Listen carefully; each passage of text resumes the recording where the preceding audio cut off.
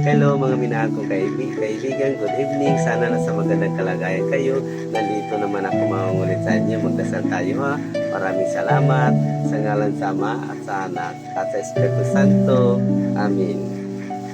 Ama naming banal na makapangyarihan sa lahat, patawarin mo kami sa aming mga kasalanan at nagkumbaba kami sa harapan mo upang kami kaawaan at huwag sudyahin ang aming mga dalangin.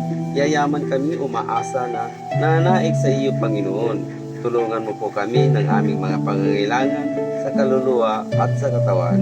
Kami magiging mabuting Kristiyanos bilang papasalamat sa iyo, Panginoon, sa biyayang ibinigay mo sa amin. Tutuparin namin at susundin namin ang iyong mga utos. Maraming salamat, Panginoon. Jesus Nazareno, ang magkapangyarihan sa lahat. Amen. Sa ngalan sa Ama at sa Anak at sa Espiritu Santo. Amen.